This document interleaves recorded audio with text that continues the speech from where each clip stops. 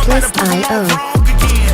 I got a low tolerance, cause they don't even know what the problem is. It's me. You waiting on the boy to fail, then hold your breath and face your death. Cause you play a roulette with each step I progress, no less. Go ahead and place your bet. Cause we know where we at, we know we top tier. Cause all the hate that you bring, we know it stops here. I'm taking off like a rocketeer and stopping here. Music licensing reimagined. We gon' always win. Promise that that's not a promise, yeah, that is a threat. You know that I promise to bring the team commas. When the whole team win, that's when you flex. Win, and I'ma do it again. Watch me win, then watch me do it again. Tell 'em I can't take no loss. My team hold no L's, no. Aiming for the top, can't make it by myself. I ain't taking no loss. I ain't taking no loss. Look, I'ma always win. I ain't taking no loss. Look, I'ma always win. We already know that we the coldest. Watch me heat it up, let me focus. I'm going toe to toe with foes. I know they notice. I kick in doors, they only hope for closing. Why? Cause they know I go again. And when they get it dry, I'm the one that can make it flow again. Talk to me nice, my team, they ready to go again. Music licensing reimagined. We don't talk, better know the grind gon' match my walk. I'm a cheat code, I don't take no loss. Making no sense, run up the scope. Cause all I do is win, and I'ma do it again. Watch me win, then watch me do it again. Tell 'em I can't take no loss. My team hold no L's, no. Aiming for the top, can't make it by myself. I ain't taking no loss. I ain't taking no loss. Look, Artlist.io. I ain't taking no loss.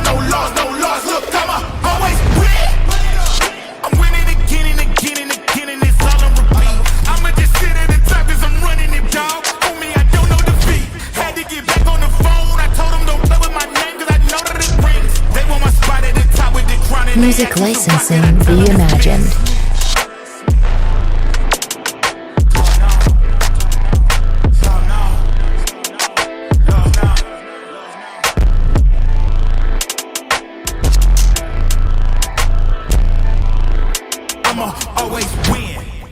Good evening. From the Channel 9 studio, this is Sports Chat with Mr. 33. I'm Mr. 33. Forgive me for the delay. I was supposed to start a few minutes earlier, but trying to catch up on some information in the world of sports. We'll talk about that a little bit later. But we're going to start as we normally do on a Sunday night, even though it's Monday morning. We're going to go ahead and talk about the NFL. And coming into Week 14, there were 3 games going up for first place in the division. We're going to start in the NFC North, where the Chicago Bears came in with 9-3 record, leading the division against the 8-3-1 Packers. And as you can see, the Packers come away with the victory, 28-21. The Packers scored in the fourth quarter, and Caleb Williams got him down with a few seconds left in the red zone, but he threw a costly pick with 22 seconds, which gives the Packers the win. And let's look at the stats. Jordan Love was 17 of 25, 234 yards, 3 touchdowns, 1 interception. Josh Jacobs had 86 rushing yards on 20 carries and a touchdown. And Christian Watkins was tied with receptions, but led the team in yards with 84 with 2 touchdowns. For the Bears, we got Caleb Williams, 19 of 35, 186 yards. He did throw for 2 touchdowns, but that pick was at the end of the game. That stopped the momentum as they were trying to tie the game. DeAndre Swift led the team with rushing yards at 63 with 13 carries. And the receiving went to Colston Loveland and Luther Burden with 4 receptions each. But Burden has 67 receiving yards. A quiet day for DJ Moore. He only had 1 reception. But with this win, the Packers are now ahead of the Bears, 9-3-1. Chicago drops to 9-4. 9-4, which gives them second place in the division. Switching gears, we're gonna go to the second of division games. We're gonna go to Baltimore, where the Ravens hosted the Green Bay Packers.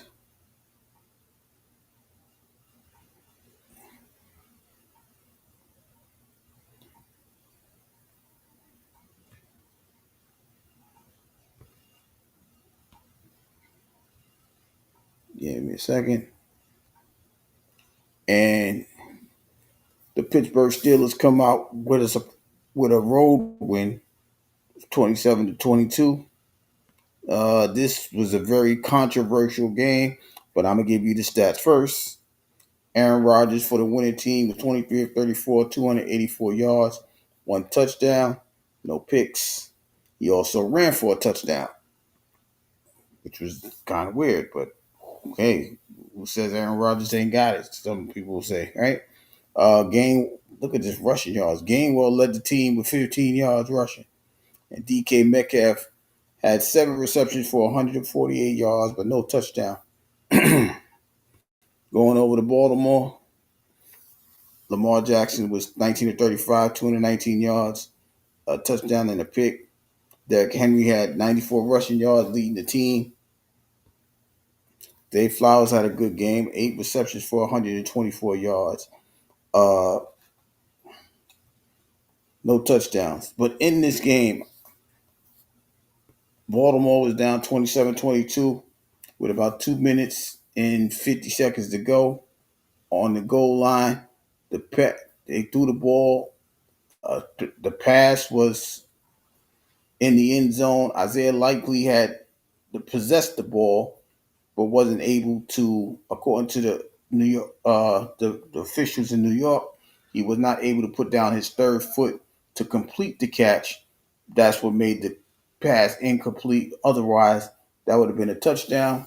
And with that, Baltimore did have a last second gasp, but Lamar Jackson was sacked and the clock ran out. So a big win for the Pittsburgh Steelers. I know most people going to say it's controversial. It was a lot of hoopla and upsetness about the call in the end zone. A couple other calls in this game, but the Steelers did win, and with that win, they jump in front of the Ravens with a 7-6 record. Baltimore goes back to second place, 6-7.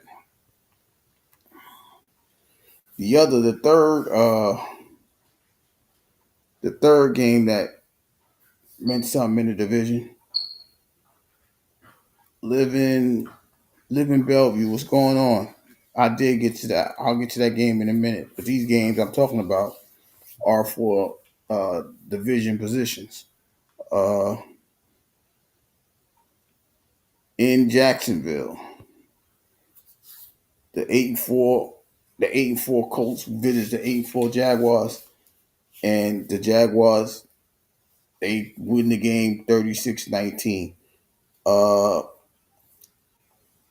The Jaguars jumped out early and often. It was 28-10.5. But the story is Daniel Jones went down with a leg injury. The report says an Achilles injury. So with that on top of his broken leg, he will be out the rest of the season. A big blow for the Colts, who had to go to their backup quarterback. And once that happened, the Jaguars took full advantage of the situation. So now the Jaguars is a full game ahead of the Colts. And let's start off with the Jaguars stats. Trevor Lawrence was 17 of 30, 244 yards, 2 touchdowns. Travis Etienne led the team rushing with 74 yards and 20 carries with 2 touchdowns. Brian Thomas had 87 receiving yards, but Tim Patrick led the team with catches. 5 for 78 with a touchdown. For the Colts, this is a dismal stats for them because, like I said, Daniel Jones got hurt. Daniel Jones was 5 of 7, 60 yards before his injury. He did throw an interception. And Riley Leonard, who was the backup, was 18 of 29, 145 yards. No touchdowns, no touchdown passes for the Colts. Jonathan Taylor, who had to carry the load, was 21 carries, 74 yards. He did have a touchdown, but he also fumbled trying to make the play. For the receivers, Michael Pittman led the team with 9 receptions for 79 yards. No touchdowns. So with that, the Jaguars is 9-4, and the Colts are now 8-5, a game behind.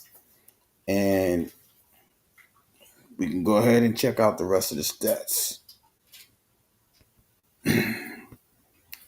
We had the Vikings 31, the Commanders nothing.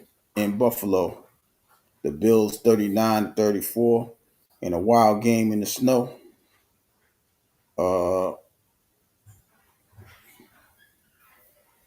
Down in Tampa, we got to talk about the Tampa game.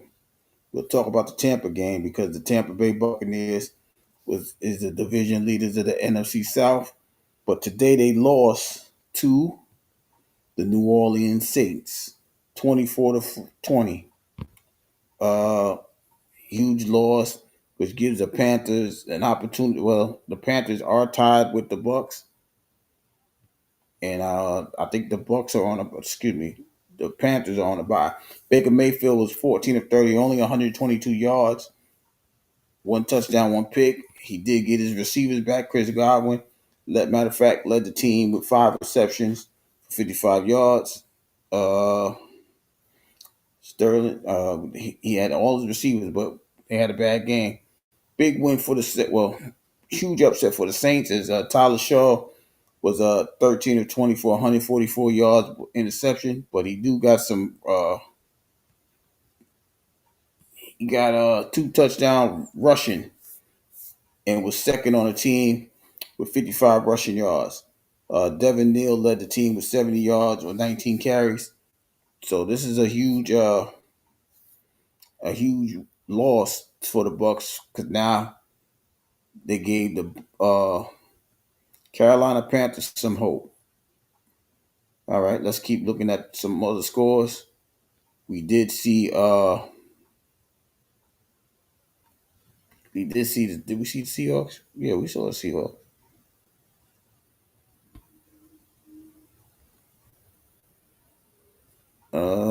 What happened to the Seahawks? So,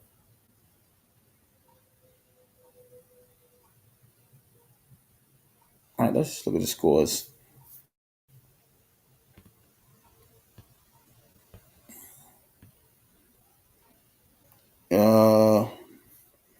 In Atlanta, the Falcons 37-9. They drugged the Falcons to go 10-3. They're right behind the LA Rams, who also won today in Arizona 45-17 to remain tied in the NFC West. But y'all know that the Rams have a better division record, which gives them the lead in the West Division. Down in New York, New Jersey, the Dolphins 34, the Jets 10. I did say the Bengals 39-34. The Vikings 31, the Commanders 0. I'm gonna talk about the Titan game last.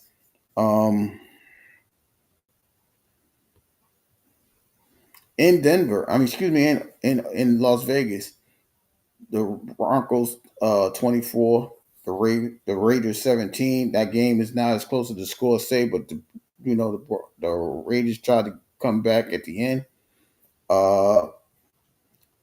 Tonight's game was the Texans versus the Chiefs. In Kansas City, Houston 20, Kansas City 10. And finally, I'll go to the Titans versus the Titans went to Cleveland, got a victory 31-29. But this game was really about, I'm not going to say a coming out party for Shador, but these are the top, well, many people said that these were the top two quarterbacks coming out the game. I mean, coming out the draft, excuse me. Cam Ward, the winning quarterback of this game, actually was 14 of 28, 117 yards, 2 touchdowns, a pick. Tony Pollard had a monster game to help him with 161 yards on 25 carries. And we had Chimere Dike leading the team with 5 catches for 24 yards. He caught a touchdown pass for the Browns. This was really about Shador Sanders. He was 23 of 42, 364 yards, 3 touchdowns, 1 pick. He also has a rushing touchdown in this game. And he led the team in Shador Sanders led the team with rushing yards with 29. And Harold Fannin had an enormous game with 8 receptions, 114 yards. But this game is really about, like I said, Shador. Shador was down 31-16. No, 31-17, excuse me. He in the last, let's say, 5 minutes.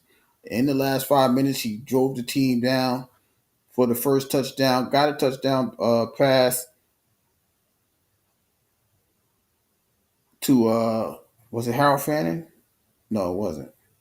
Who was the pass to? I can't remember. It was to Njoku. And then they went for 2, down 31-23. They went for 2. I don't know why they made that call. The call don't make sense to me. I don't know. I'm not an analytic person, but if I said if you kick the extra point, you got a chance to either tie the game if you score again or take the win with a 2-point conversion. They got it. They got the ball back. They did everything to stop the Titans. Shador got the ball back again, led the drive again, got another touchdown. He rushed this touchdown. So it was 31-29 with over a minute to go. They decided to pull him out, run a wildcat play to go for 2 because they had to. Of course, it didn't work, and that's how they lose the game, 31-29. But, you can't, I know people said he had a good game. Me personally, I didn't like the interception. It gave the Titans the momentum to come back, but he tried to redeem himself by giving those 2 fourth-quarter drives. And because of that, he did what he needed to do to get his team in position, but the 2-point conversion failed. I know people going to say why he wasn't in. That's not my decision. That's the head coach decision. They have to work on that, figure that out. But this was more, like I said, this was more about the actual game, the game he played. He had a beautiful pass to Jerry Jeudy for 60 yards. He had a screenplay for 60 yards. He got his yards in bunches. He seemed to be composed, down 14. He wasn't really under immense pressure throughout the game, but he did good. His team just happened to fall short. So maybe they'll give him the opportunity to play some more. Stefanski said he liked the composure. He liked that he was getting passes off. And we'll see what happens next for Shador Sanders. But I know people are going to say some things. So, like I said, me watching the game, I just really thought he had a decent game. Like I just did. Like I said, me personally, I didn't like the interception because the interception was the thing that gave the Titans an opportunity to stay in the game because they was ahead when this interception occurred for the Tennessee Titans. But he did what he needed to do to get his team back into position. But like I said, y'all can have the conversation of why Stefanski took him out and ran a wildcat or whatever. Y'all can have that. Like I said, he did it. Shit, for all I know, he could have been tired making that run to the end zone because he was scrambling for 8 or 9 yards to get to it was a little bit more because he was in shotgun. He was behind the 10-yard line, so he ran 13 yards technically, but it was 8 yards for the run. So I'm not saying he was tired. That's not what I'm saying. I don't know why they pulled him out the game for the 2-point conversion, but he did have a great game. I think that's the first 300-yard passing game that they had since I don't know when. I know this is the first rookie that passed 300 yards this season as far as for the Cleveland Browns. So big win for them. I mean, big game for Shador. It came at a loss, but they may have something to write back. BDB, how you feeling? How you living? What's going on, Nine? But that's just the result of the gameplay that happened today in the NFL. So if we go ahead and look at the playoff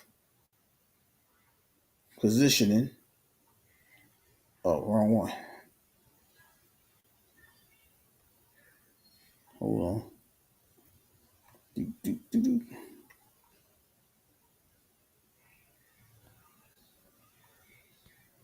Go ahead and put that up there. Let me put it up on the screen for you. Y'all got it? So we look at it, right? We start from going on both sides, but we'll start from the AFC side. As the Denver Broncos won today, they are 11-2 with the Patriots. The Patriots had a bye, so the Broncos are 1, the Patriots are 2. The Jaguars with their victory go to 9-4 and come the third seeded team. Pittsburgh with their win over Baltimore. They are the AFC South and AFC North leaders at 7-6. They're 4. Buffalo at 9-4 at 5. The Chargers, who plays tomorrow, are at 8-4. I didn't update this. Let me hit this now so you can see what happened. Because from my understanding, the Texans, who won their game tonight, are now the 7th seed, as the Colts have been bumped out because of their loss and the win by the Texans. As I just said, 8-4 for the Chargers. Like I said, they play tomorrow. They play the Eagles, and 8-5 for the Texans. Over on the NFC side, the Rams still at the 10-3 record. They're the number 1 seed. The Packers, who gets the win over the Bears, are in second place with a 9-3-1 record. The Eagles, who have to play tomorrow, are third at an 8-4.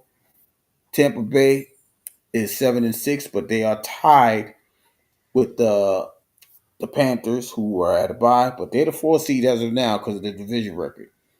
The Seahawks is 10-3 with their win today.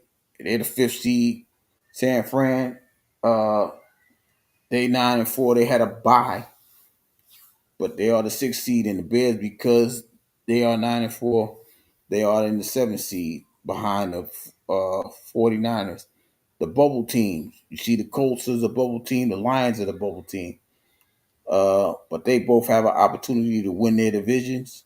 Still, the Colts is a game behind. Both the Texans, well, the Colts are behind the Jags, but they got to catch up with the Texans. Detroit is a game behind the Bears, so they still are in position to win. And as you see, the Panthers are 9th and Baltimore is 9th. They both have opportunities to win their divisions at the 9th position, at 6-7 respectfully for the Ravens and 7-6 for the Panthers. Kansas City, what they lost, they took a huge hit. They gotta have some things happen for them to make the playoffs. And you see Dallas is number 10. I don't even want to talk about that because they need to catch up. They need 3 victories to get to 9. So it's a lot. These are the present seedings in the NFL.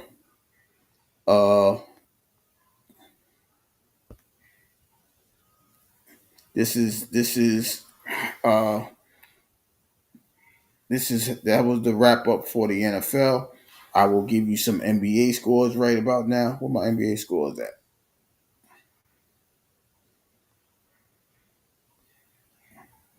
In the NBA today, we had 7 games. We start in New York with the New York Knicks hosted the Orlando Magic. The Knicks 106, the Orlando Magic 100. In Toronto, the Celtics came to visit the Raptors. Boston leaves with a victory 121 to 113. In Charlotte, the Nuggets came to visit the Hornets. Denver got up out of there with a 115 to 106 win.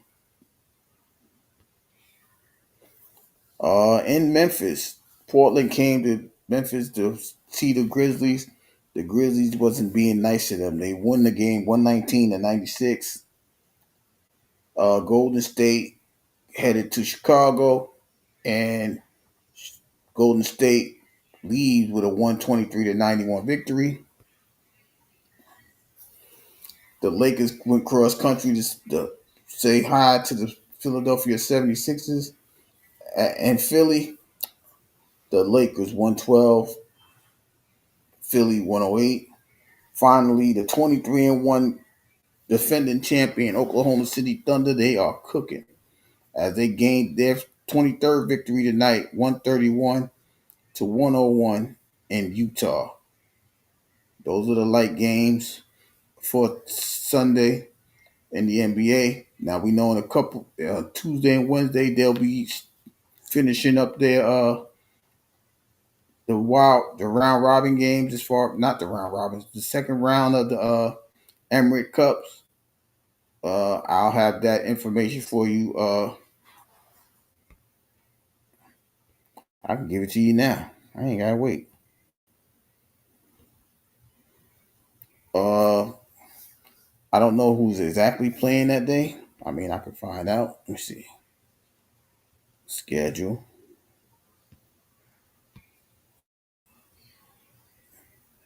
December 9th. December 9th. Those are only 2 games. Yes, there's only 2 games. The New York Knicks will be heading to Toronto to play the Raptors, and the Miami Heat will be heading down to they'll be heading up to Orlando to play the Heat. That's the December 9th game, as those are the 4 teams that's remaining in the playoffs in the Emirates Cup. And that following day, you got Phoenix playing the Thunder, and then you got San Antonio heading to Los Angeles to play the Lakers. Is that the 10th? I can do something with that. Okay, so that's the Tuesday 1-day tournament. The winners, I believe, goes to nope. The winners go to play in the semifinals to figure out who's going to win that, and then we go to the championship after that. So this week is full of Emirates Cup, the 9th, the 10th, and the 13th. We'll have that information as these games go along. But let's look at the standings, regular standings in the NBA as we head into another week, even though I will post this. As you see, this is the playoff form.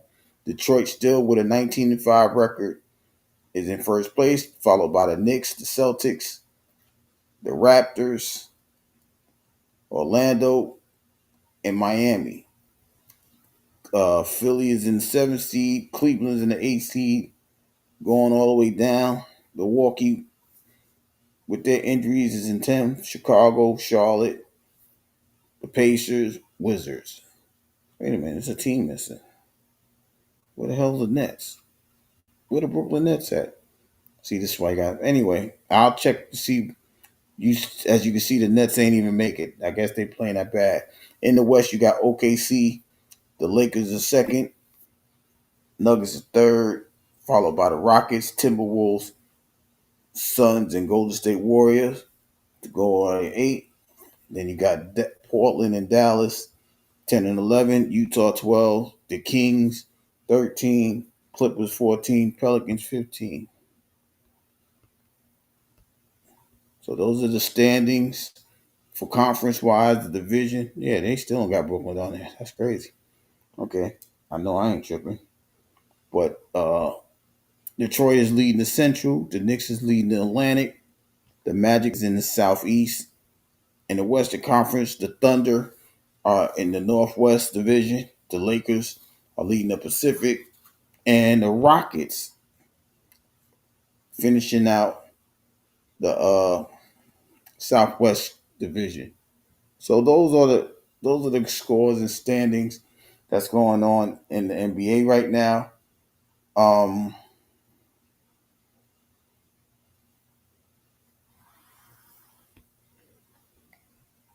that's the scores and standings brought to you by the 9%. Where better you is a better us. Um, since I came on late, I know a lot of people going to sleep, but tomorrow we'll be talking about what happened on Monday Night Raw. We'll be recapping that. Uh, we'll talk about the boxing matches from last night. Uh, Lamont Roach versus Pitbull. Pitbull Cruz. And you know, I mean, I got some questions for that, but hopefully my co-host, my 33 brother, will come up here. We'll talk about that extensively, as he's a former in-ring participant of that situation. So we'll talk about that. We'll also go over the Monday Night Football between the Eagles and the Chargers. Uh, and then we'll do the standings and recap the playoff positioning, because it is playoff implications in that game, both for the NFC East, the Philadelphia Eagles, and for the AFC playoffs, as the Chargers. Like I said, they're in the sixth seed. If they lose, I'm presuming they might drop down. I don't know if the Colts jump in their spot, or do they swap positions with the Texans. But the Texans are playing some great football. They won 5 in a row. Their defense is looking good. Will this be the run of the Texans? Will they catch the Jaguars to win the division after starting with a below 500 record? These are the questions. This is why we watch the games. This is why we become fans of these sports, because you never know. And football is always any given Sunday. Well, now it's Thursday and Mondays, but it's any given game. It's not like the NBA, where you got three games, the best 3 out of 5, or the best 4 out of 7, or baseball does the same thing. But this is any week possible. You can come in, you can shut it down, you can get hot and win a Super Bowl. We've seen the Packers do it some years ago. The Giants done it twice. Um, you can make a run. It's not how you get there, it's what you do when you get there, right? Because we see the Colts had a amazing start. Excuse me. Now they're going downhill. Daniel Jones looked great. Now this injury knocks him out. The Colts don't look the same. Uh, you see the conversation they having in Philly. They started great, and then they disappeared. The Rams, they started hot. They fell off a little bit. Now they're the number 1 seed. So it's a lot of questions that's going to be asked. I know some people, looked at the Chicago Bears today and said, "Hey, that's a step backwards." They might question it. Will the Bears make it? I don't know. I just know that there's only one team from the NFC that can possibly overtake any of those teams, and that's the Lions, because their record implicates that they're right behind them. So, San Francisco's starting to play some good football again. The Seahawks is still in the mix of winning the division. They just tied up with the Rams. The Rams just have a better division record. So anything is possible. There's going to be some moving around, and we got literally 4 more weeks to figure this out. Uh, so we're going to go ahead and check those things out. We're going to we're gonna stay updated. We're gonna keep you updated on that. Matter of fact, let's see who plays the Thursday game. I think the Thursday game is the Falcons and the Bucks, if I'm not mistaken. Yeah, it's the Falcons and the Bucks.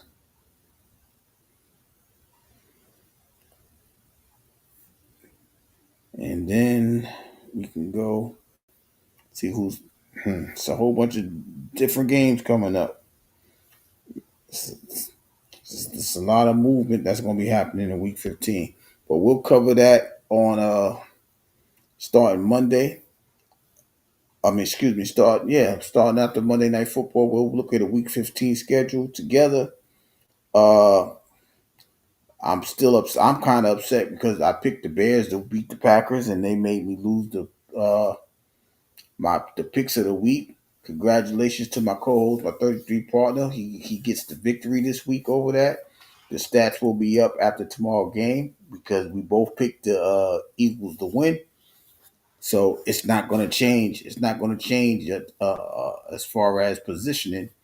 He will still have one game above me. So congratulations to him. And like I said, as the weeks go on, if anybody want to pick, you still can pick. Just leave your choices of who you think is going to win the football games on the post or the community wall, and you will be added to the list. And we're doing this for fun to have conversations to see if we really understand what's going on in the NFL. Are we paying attention?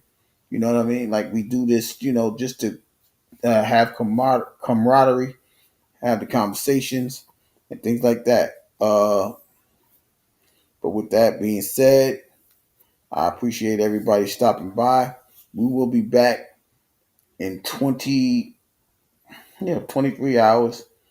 Like I said, that to recap Monday Night Raw, uh,